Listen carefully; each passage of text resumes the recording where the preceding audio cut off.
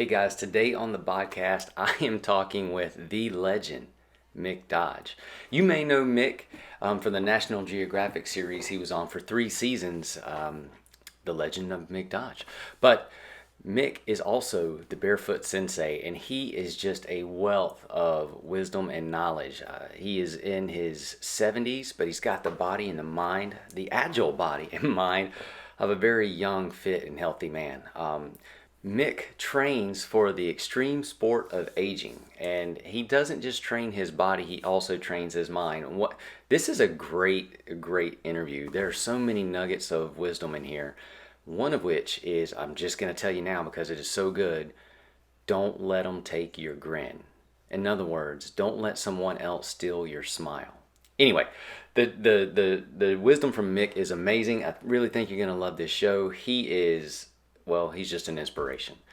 Guys, thanks so much for listening. Oh, wait. Before we go, a word from our sponsor. This week's sponsor is originalstrength.net. That's right, originalstrength.net. So, when it comes to moving and having the life you want to live, or even when it comes to sharing that life with other people, you want to have a foundation of movement, right? So the better you move, the better you feel, and the better your life is going to be, and the better you give your life for others, to serve others, to help others, to inspire others, to give others hope. Well, your body has a particular design, and your body is designed to heal and be strong throughout your entire life. And if you want to learn about that design, you need to go to originalstrength.net and sign up for the Pressing Reset course that is live streamed. So you don't have to be here in person, but you can be there in person where you are. You can, we'll both be here, but it'll be separate places because we'll be live, but not in the exact same place. Anyway, enough of that. If you want to know how your body's designed to move, and if you want to understand how wonderfully made you really are and what your purpose is in movement, and so that movement takes you somewhere else in the world and helps you become the best you possible, check out the Pressing Reset certification coming up November 3rd, 2023. You can register for that at originalstrength.net. If you miss that date, do not worry. We'll record it, but we'll also have other live events. So check out the schedule, get on down to originalstrength.net and sign up for the Pressing Reset certification. All right, now, for real, back to the show. Pull up a chair and buckle up. It's the Original Strength Podcast. So I am with the Barefoot Sensei, Mick Dodge. Mick, thanks so much for being on the show. Thanks for having me, man.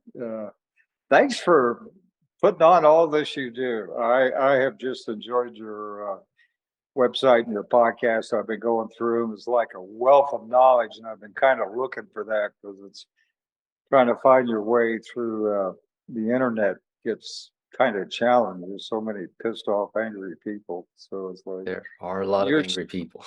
yeah, your stuff is cool, man. I'm just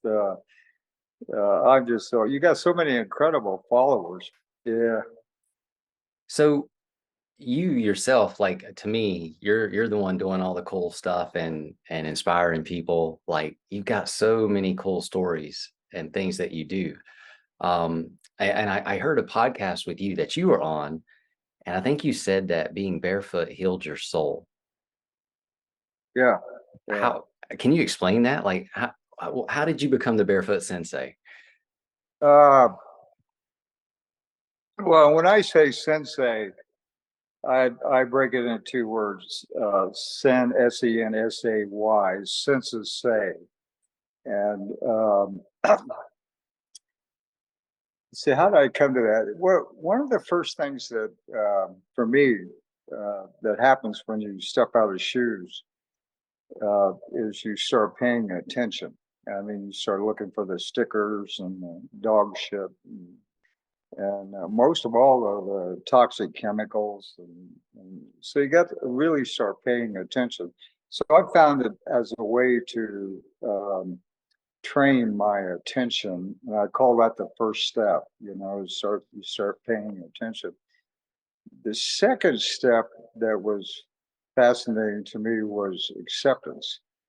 You start, one of the first things I had to accept was um, my body, my muscles, and nerves and joints and mind and thinking and feelings, they didn't fit the earth. And and I had done that to myself, so it was like accepting, wow, I've done this. But the other thing about acceptance was learning to accept my body knows how to fit back in again.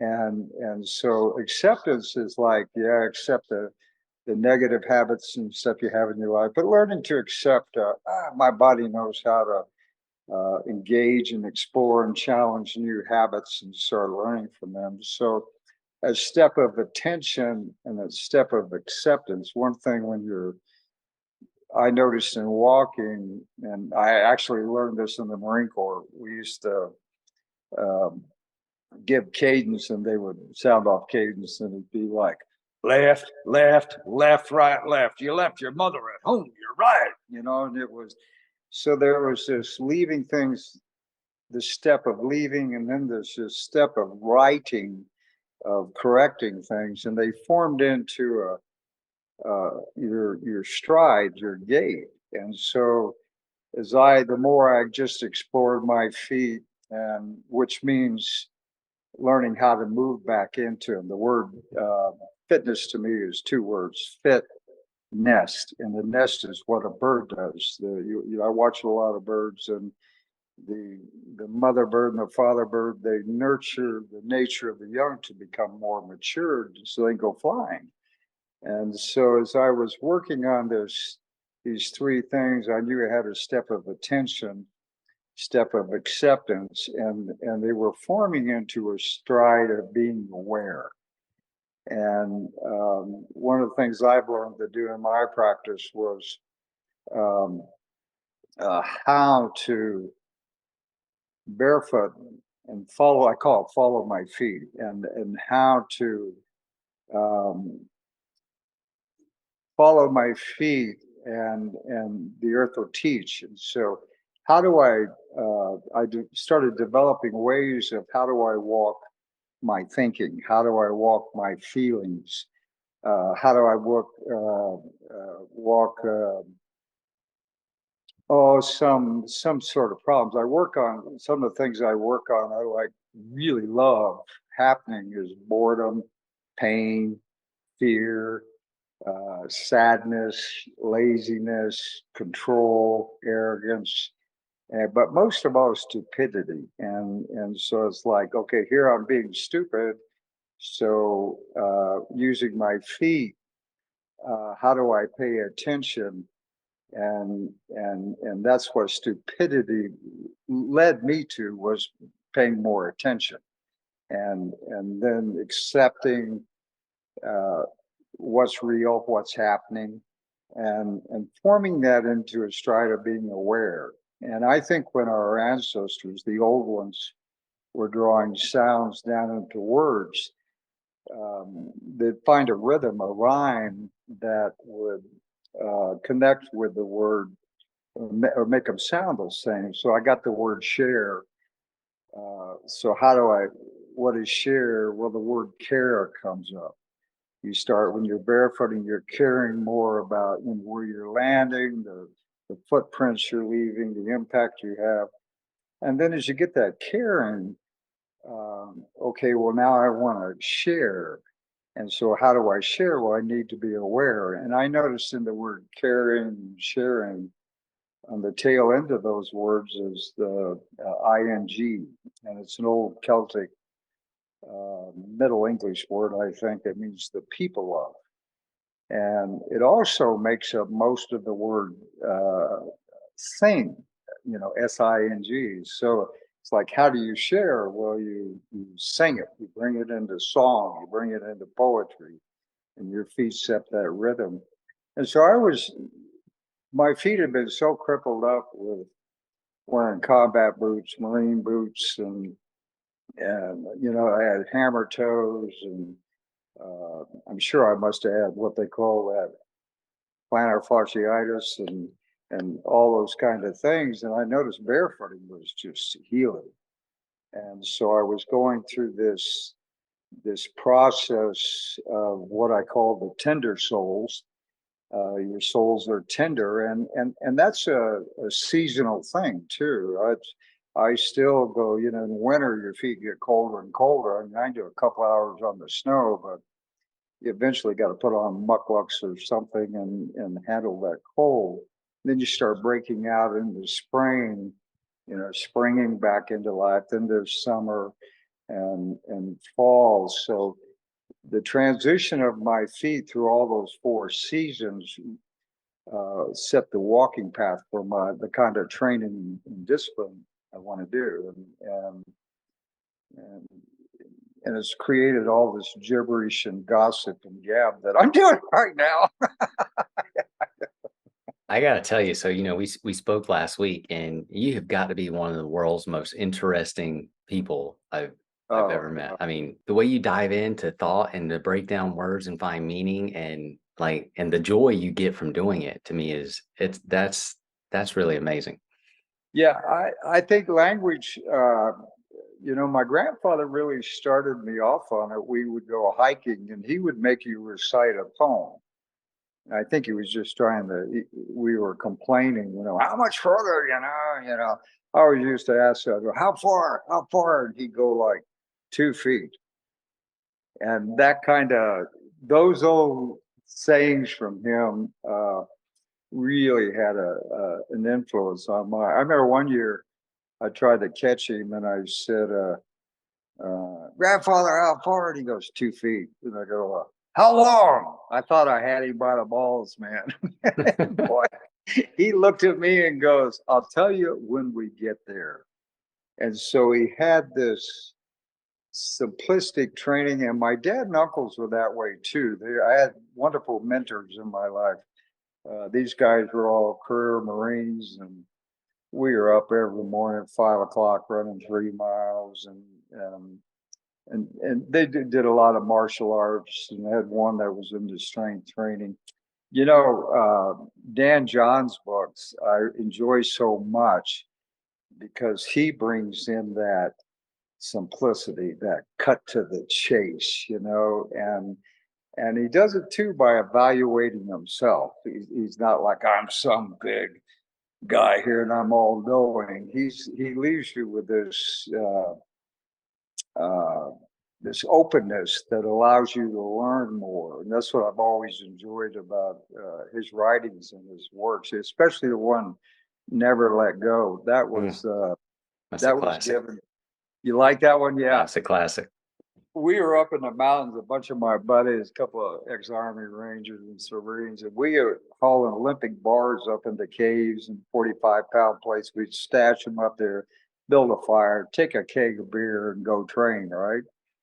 And one of the guys came up there and gifted me with a book, and it was Dan John, and I'd already heard about him because the Highland Games have always been really important to me, so but it had Never Let Go, and we got to reading it and stuff, but I was uh it became a mantra because like we were doing a lot of tree climbing. You fall out of a tree, and then the saying was go, man, you gotta go back and read John, you gotta go back and read his book, and don't let go.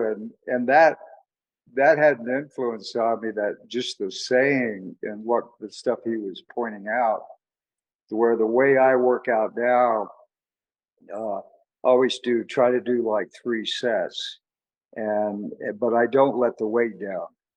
I keep it up. I don't let go while I'm standing there resting to do the next ones. And I only count my breath. And so I'll do 3 long breaths, and I'll move it either fast or move it slow. And after I get those 3 breaths, that's when I just stand and hold it for 3 breaths.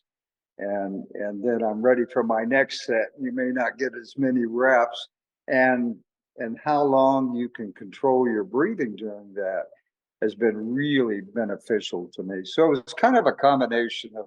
I had a lot of martial arts training over in Japan and stuff. My dad and uncles, so it was like when that "Never Let Go" came up, it just that saying stayed with me, and exploring movements and stuff. I'm really a deep gratitude for the work he put out. And, yeah. So your training style is so it's unique, but so also so creative. Like you say you're training at the extreme sport of aging. Yeah, yeah, yeah. Tell me about that.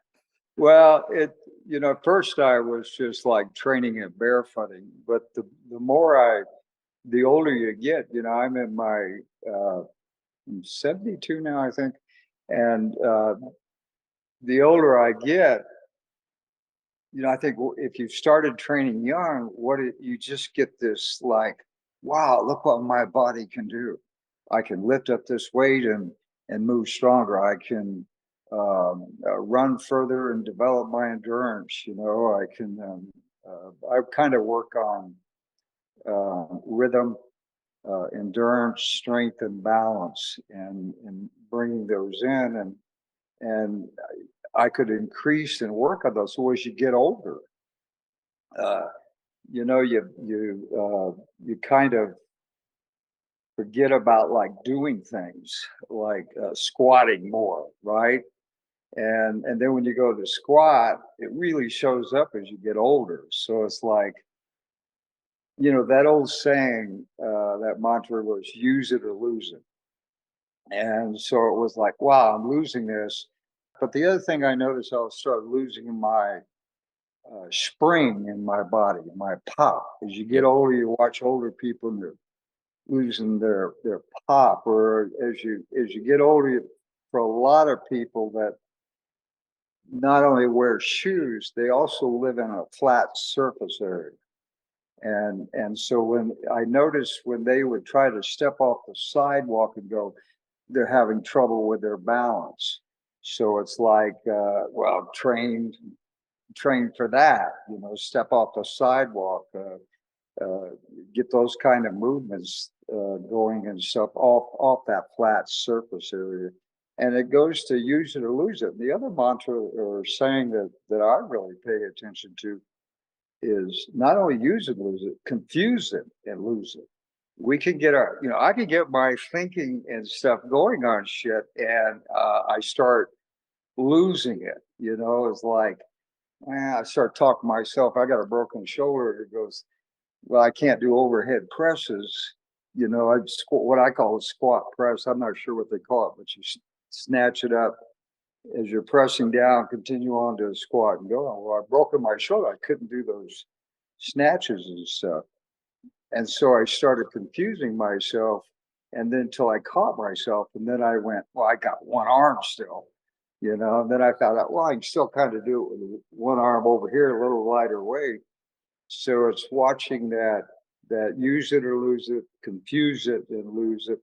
And then the third one, because I always look for three, just because you walk left, right, left, right, right. You got the gait, your walk, your middle path.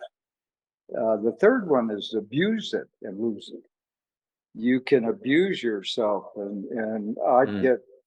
I get pretty fanatical sometimes, and then where my recovery time was a lot quicker when you're younger. As I got older, it takes a little longer to recovery. And my lifestyle, I don't work out uh, 3 times a week or anything like that. I work out 9 times a day, but I I don't break it up into 3 times a week because I'm not in a work schedule.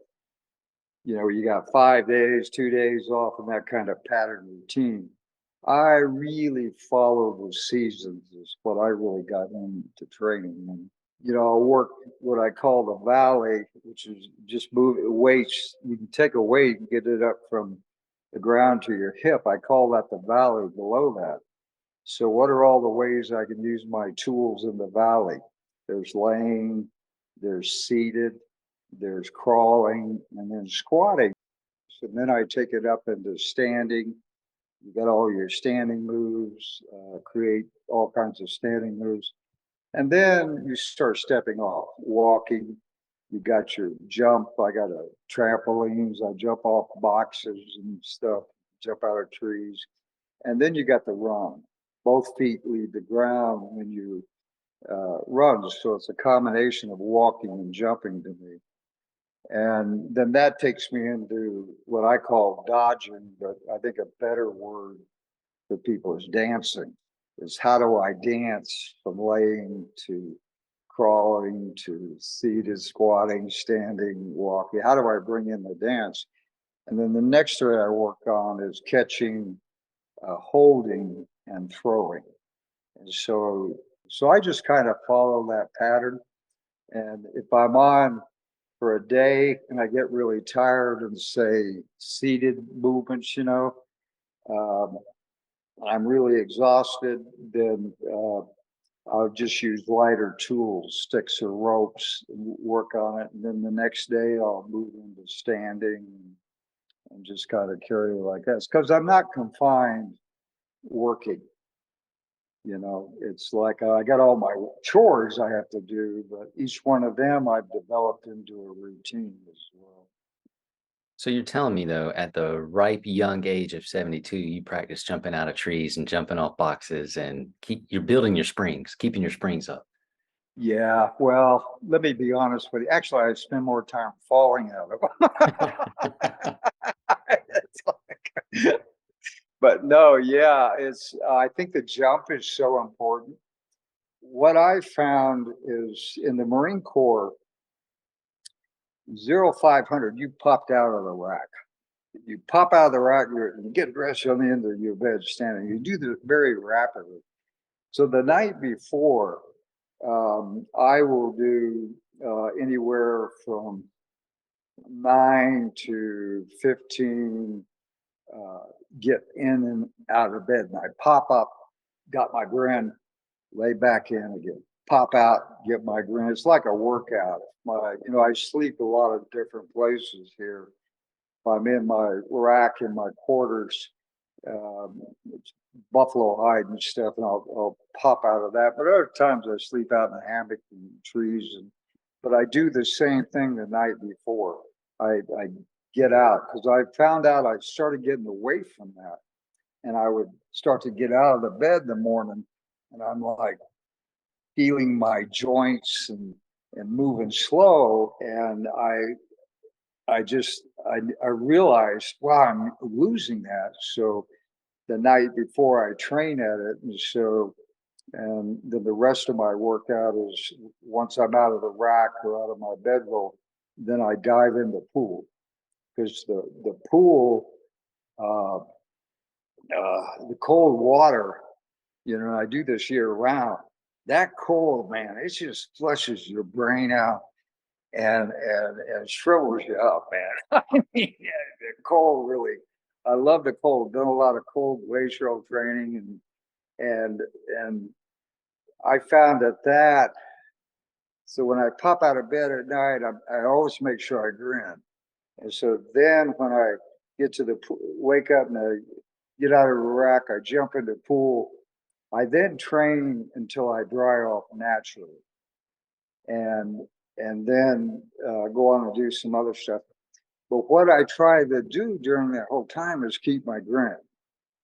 It's one thing going through those motions uh, and not keeping your grin, but when you say, okay, I'm gonna smile the whole time frame that I do this, and that sets your day.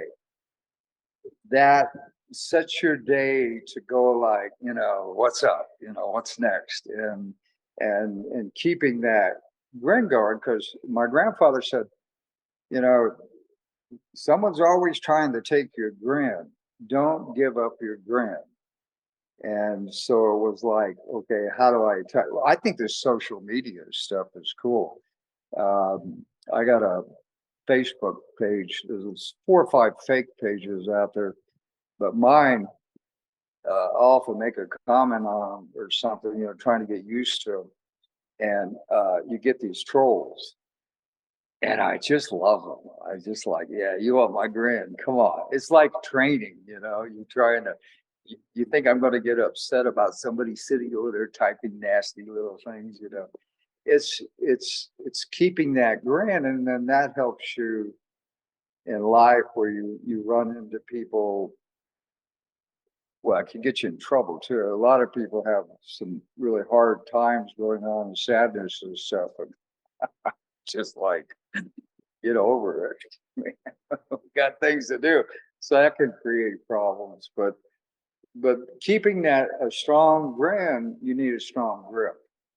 You got to have a strong grip to keep a strong grin, and that's what strength means to me. Is if you put your hand out, you can go grip, hold, and release.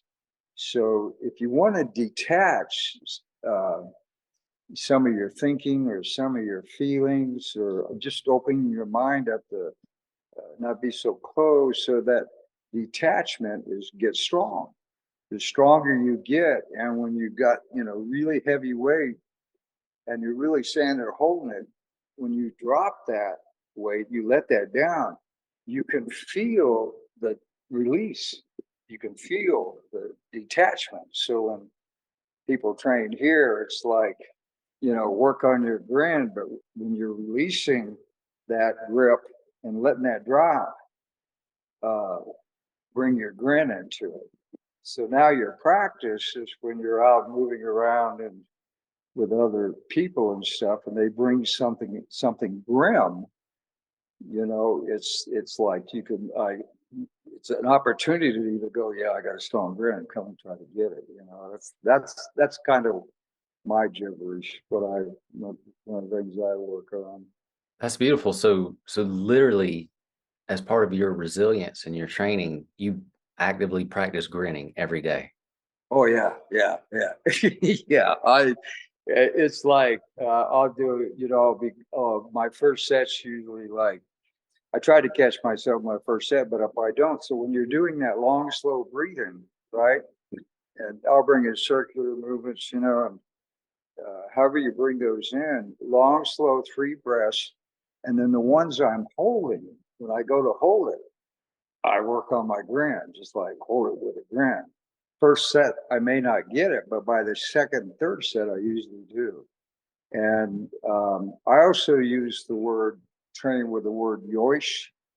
My What does that my mean? I've been meaning to ask you this the whole time. yoish, Yoish. my, Yeah. it's an Okinawan word. My one of my teachers over there, Gabusani, uh, if you're getting ready, way we use it uh, is say I'm getting ready to pick up a barbell, right? I got the weight on, I got my plan together. This is the movement I'm going to work on. I'm going to go, or I may be doing free form. The thing I do, my dad was teaching me about this is my dad was a career Marine, 35 years in the Marine Corps, and he hated the F word. And my uncles would say it all the time. So I was kind of saying, my dad said, just say yoish instead of, the F word. But we learned to use it so that if I'm going to make this movement and pick that up, and this is training and practice, then the first thing that's happening is the engagement. So when I say yoish, I'm committed. There's no turning back. I go inside, I may go, "Yush." We learn to say it loud and softly. And so I can go, "Yush." And I'm moving now. I don't care if I get that weight up or what. I'm committed and I'm doing that. And I learned to spread it out to where it I use it means hello, oh, that sounds cool. Or like, fuck you. It's just like I use it many ways so that if I ran into a negative guy the other day, and I just went yush. It's like I'm saying in my own mind you're negative, but he doesn't know that. So it's like allows me to to have a word instead of trying to find all these other words to say for it. It's just like you meet somebody for the first time, yush, how you doing, or see you later, yush. I keep it real simple, and that one word yoish After where I learned in Okinawa and my dad pushing and stuff, that kind of, helps me with that. And That's cool. So you also you create your own training tools, and you've built a triangle barbell and a circular barbell. yeah, What's up with the shapes? Can you go into that a little bit? the triangular barbell, what I really love about, I got some big ones, is, and you do this with regular hammers and stuff. In fact, one of the things I think people can get started off with hammers is get a mace. You know what a mace is, right? Yeah. Get yourself a 5 pound mace. They're hollow except for the end, and you can fill those with steel shot. Once you get your patterns down, take it to a metal worker and have them put a kettlebell on the end of it so there's a handle. And so now you got this longer hammer tool. I got them built like that up to, I think, about 100 pounds. Holy And cow. and it's just, but what's neat about them, when you get up into a 10 pounder, 20 or 30 pounder, as I was saying earlier, you take it through all those postures, and there's just so much you can do with them. And those triangular ones is so you got to work on your form, and you're laying on your back. Well, everybody knows the bench presses and those kind of moves. Well, you can hook that hammer on your foot, and especially with the kettlebell in there, just get a rope. Now you can work your legs using that hammer, or hang on to like a rope like that, put the hammer on your toe, and you start raising your leg. And there's just endless creativity, and that becomes kind of the problem because you want repetition. So you have to learn to discipline yourself. I'm going to master this move. I'm going to really work on that before I bring in this next thing. But anything I do, usually the end workout, I go free form. Training is three things to me: knowledge, skill, and desire. And so the skills will feed your desire, the knowledge will feed your desire. And once you got those three going and you got several patterns, that's when you get to I know nothing. Just explore and bring in the free form and get that free form going, and you create new stuff. And so that's what I did with tools. I love the small triangular one. And God, there are so many ways to play with that thing. And then I went, I need a bigger one. I got, uh, I like circles. They got those Pilates rings. Oh yeah. They got, like 10 pound rings. Well, I built them up to where I think I got one of them weighs about 70 or 80 pounds. And well, actually higher than that, goes up to 100. That ring training is just like, and I got into it by we have irrigation valves out here. They're made out of iron. I got it just like a steering wheel almost. I got into, playing and working with those things. So you could just, you could work out, just all kinds of fluid movements. And so that's why I say it becomes a problem. You start creating so much. And I love free form, but I also have a lot of respect for repetition and developing skills. You gotta have that repetition, and then bring in poetry. That's key. Walk, talk, and path is in my breathing. When I get some of the people I show here, I show long, slow breathing. You got rapid, fast breathing. You got holding your breath and moving. There's all kinds of ways. I took a pranayama book, Iron Guard. I just applied it to weights. I applied weights to it, but all their breathing techniques, and started exploring more and breathing. To me, in developing the breath, if you really want to develop the breath, run. you're gonna start that exploration. You're gonna start figuring out all the ways to breathe. And so I'd be bringing those in. But what I also noticed when we speak, our words are entered on the out breath. And so instead of going 1, 2, 3, those are just words. What I would do would find a poem that motivated me, had some wisdom to it, and it's just like, all are architects of fate, working in these walls of time. And so on each stanza, each phrase, I bring in the words and the saying, but then I also start creating the movements with them too, because I got a repertoire of movements now that I've trained at with skills. So now I can bring those into, because then it becomes that's the practice. So like, one day I ran into this guy in the, I was on that TV show, and it's the oddest thing because people will walk up to you and go, "Wow, you're Mick Dodge," and I always look at him and go like, "Yeah, what makes you think I wouldn't know that?" It's the weirdest question. Like, what did you see on that show that makes you think I don't know who I am? But I started learning. Said I do the poetry and practice and stuff, and then when someone comes up with fear mongering or whining or political, they start going that route.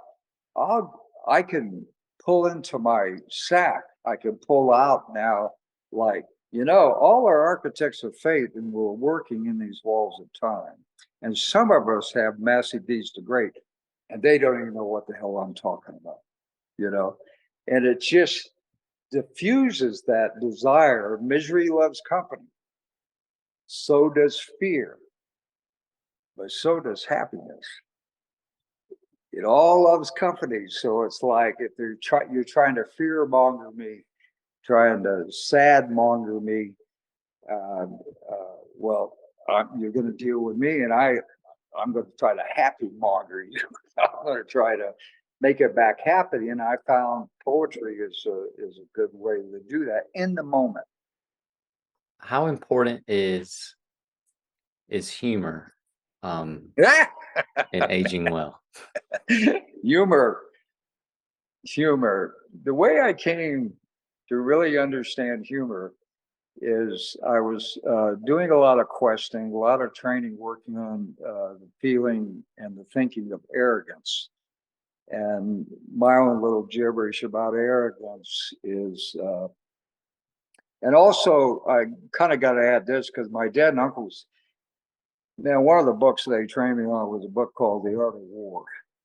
And in The Art of War, there's a part in there with arrogance or somebody has a temper. If your enemy has a temper, feed him. If your enemy is arrogant, feed him. That's a way of that if you're being tactful and in your place to understand that. Well, to me, ignorance is okay. If you're ignorant about something, welcome to life. There's so much I'm still ignorant about. But say somebody walks up to me and says, man, the oceans are filling up with plastic. And I didn't know that. Didn't think, you sure? Yeah. Oh, okay. And then I just keep trashing my plastic. I don't think about it and do something with it. Um, my ignorance is shifted into arrogance. And so it's like, what is this arrogance in me? And I would like to say I've trained a long time in the mountain shit and got rid of it, but it pops up daily. And so when the arrogance pops up, I went on a quest going like, okay, how am I going to solve this? And one of the things for arrogance is humility, is being humble.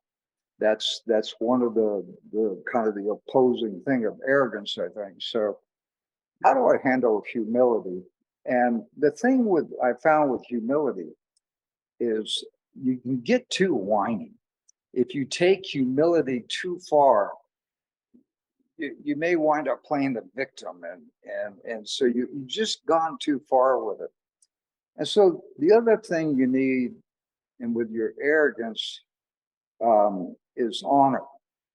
And when you've taken humility too far, now you got your honor, and your honor is to me is courage, a French word, courage, desire the heart. And so you're standing your honor, you're standing your ground. But the trouble with honor is like it can turn you into an asshole. You come on with that attitude, so you're like floating back into arrogance again. You must try to get humility, and three again: left foot, right foot, middle stride, gait. I was looking for that third element that balances out humility and honor. And I found that when things get too whiny and humility goes too far right there, humor is a good way to break it. And when your honor's going too far and stuff, like humor's a good way to break it. So I started looking at humor, and I, to me, it took me a while. I was going like, what is the foundation of humor? Then it hit me up the mountains. I was running, I was barefoot, buckskin, wild, running, passing backpackers. I'm just like full of life and shit. And I said, this is cool. And man, I slammed my toe into a root. I was so full of my arrogance that, I don't have to pay attention anymore. It's just like, God, man, I'm a mountain man. But, that kind of crap fed into my arrogance. And then I realized from that experience that humor is the fact that we're all so full of shit. We, we think we got stuff figured out. And humor gets to that place. We're not as smart as we think we are. And so I look at that humility and that honor and that humor to take on the arrogance. That's inside of me. And yeah, that's about all I got to say about that one. So I know you've heard this before, but death begets breath. You ever heard No, that? I haven't. Death begets breath. Depth, like the deepness begets Deep. breath. Yeah, death begets breath. I think it's a quote from Abraham Lincoln. But and I was just bringing it up because you got a lot of depth in you. You're deep. You got some serious wisdom in there. No. I just hear this from other people and I'm spreading it, man. I'm still working on it, but I prefer being shallow. I had a girlfriend once and she said, you're so shallow. And I went, yeah, I know. I've been working on it for years. But I hear what you're saying, and that death, to me, there's a rhythm. John Muir said it. He found himself stepping out until he was going in. And so a lot of people I know, they speak about, oh, you got to go in, yeah, but you also got to go out. So there's out and in and out. It's a rhythm, and the common word in there is and makes up most of the word land. And it's like, yeah, I go out for a while, but I'm out there, and I really start going in. I have to go like, oh wow, I haven't eaten in a couple of days, man. I got to go back in. It's like I got to get back out again from that in.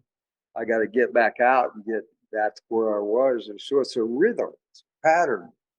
This in and out and in, but it's in the land, and makes up most of the word land. And you got a little L there for leg, so it's like plant your feet and go land. You land the earth, and the earth will land you.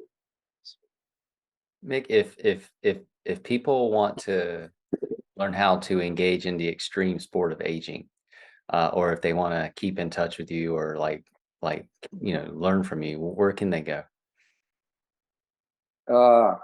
Follow their own feet. Follow their own feet, and then find out, explore. There's a pattern. I think it was Whitehead that came up with it. He's a biologist. read him a lot. I think he was the one that came up with this. Is there's a pattern. There's the engagement. There's the exploration. Then comes the challenge, and from that you learn. And so, and earn makes up most of the word learn. So I got a website.